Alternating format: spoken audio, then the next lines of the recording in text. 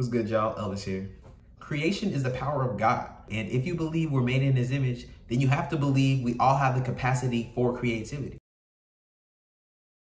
Now, you might not consider yourself a creative, but creativity is something we all have and use on a regular basis. Even if you're not doing something you consider really artistic, like painting or making music, we use creative energy and our imagination for everything we do. And now I'm talking about energy, and I don't want to get too hippy-dippy with it. But creativity and imagination are energy that you can spend in a multitude of ways. And first law of thermodynamics is energy cannot be created or destroyed, only converted from one form to another. Energy not utilized is just redirected in another form. Like if you're eating food, the calories that you don't expend turns into fat. It's just stored energy. And creative energy isn't just used to create art and stuff. We use creative energy to experience art, to appreciate art, to intellectualize art. Every musical artist in history went from a stage of just using their creative energy to enjoy art and redirected that into creating art. Before you can create good music, you gotta understand what good music is. And that's where the creativity comes in. Creativity can be expressed through just enjoying art. It can be expressed through curating art. Dressing up is curating art. Most people that dress up don't make clothes, but they can appreciate the art in the clothes, and in the act of them curating different pieces for different functions and different looks and different styles and all that stuff. And it can be argued that any expression of creativity is art. Language is an art. Politicking with females is an art. These are all ways that we spend this energy. And going along with the first law of thermodynamics, conservation of energy, energy that we don't spend in one avenue, we can just redirect to use in another avenue. Because I don't feel like I talk about it that much, but there's like subtle hints that like this guy has an engineering background. Like you can tell I got a STEM background. Ain't no credentials though. Not yet, not yet. And that's why I'm such a big fan of fasting, because we use our creative energy in so many different ways, consuming content and, just spending it with people, doing a bunch of things. Energy cannot be created or destroyed. We have a finite amount of energy. So how we spend it matters. And when we're fasting from something, whether it could be TV, whether it could be sex, drugs, general dopamine, whatever it is. When we're taking energy away from that as just energy to redirect, to go harder at something else. And there's immense benefit from having a season where you're fasting from something. Because the energy you would have spent doing whatever can be transmuted and utilized to be more mindful. You can use that energy to work on your relationships, work on your relationship with yourself, work on your relationship with God.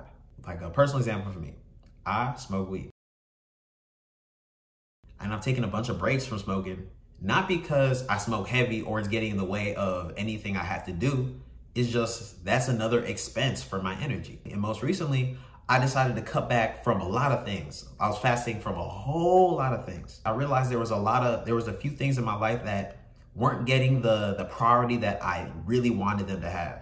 Because my energy was just being dispersed to all these different things that did not carry as much importance to me. Most recently, I really wanted to buckle down and work on my YouTube shit. I wanted to, build momentum, post consistently and whatnot. And smoking did not get in the way of that at all, to be honest. But now that I'm not smoking regularly, my mental energy is more easily channeled into this. Before I said our creative energy is finite.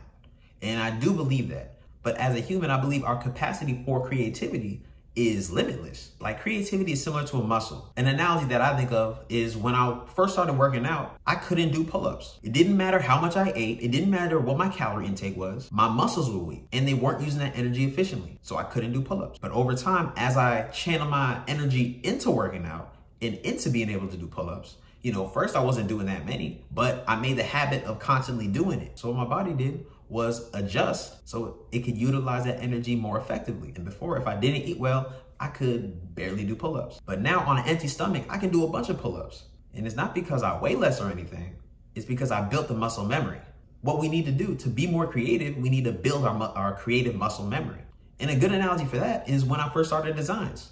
I couldn't imagine what to put on there. I was just like a line, and then I guess a little other thing, and I guess that, and that's a design. Shoot, there we go. And it took a long time for that to come together. But now, because my creative muscle memory has increased a whole lot, I don't have the same trouble doing a haircut design. Even if I don't have something in my head, I can just think on the spot. I can think on the spot better. I just make some shit happen. So I 100% believe that fasting makes me more creative. It does take a certain amount of effort, but that is definitely the case. And even if your goal isn't necessarily to be more creative, fasting allows you to use your energy more productively. Like, a thing I've realized with most people is that most of them aren't happy in life because they have too many things that they care about. And not that people shouldn't care about anything, but people have like a long list of things that they care about and they don't know how to distribute their energy accordingly. Some things carry a lot more weight than others. And the things that you really care about the most are going to take more of an energy investment than the things that matter a lot less. Making sure my mind, body, and spirit are right, making sure my home life is right, my family. To me, those carry so much more weight than somebody's opinion of me. So what I do is, I take energy away from caring about what people think and put it into the things that I care about the most. My advice to anybody who feels like their life is out of order and they're spending their energy all kinds of which ways, whatever list you have in your head for what you value, for what you consider important, scratch all that shit. Write a new list. Put 5 items on there or less. 5 or less objectives, and put all your energy towards that. Even if you're neglecting a few things, those are all the things you care about the most. And after a season of focusing on those 5 or less objectives, your life will look a lot better and feel a lot better.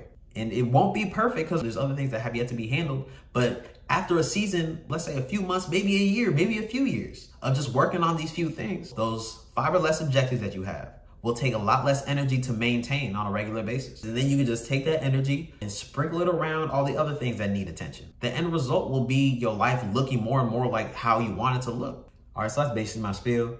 I appreciate y'all watching. If y'all enjoy topics like this, you gotta check out my podcast. Check out my Craft Over Clout podcast on all streaming platforms. I'm on there talking about a bunch of creative shit. That's the most concise way for me to explain it. Thank y'all for watching, especially to this point. If you got any value, please go ahead and like and subscribe. If you haven't already, go ahead and follow me on Instagram at CutsByElvis. All right, but until next time, Craft Over Clout, I'm out.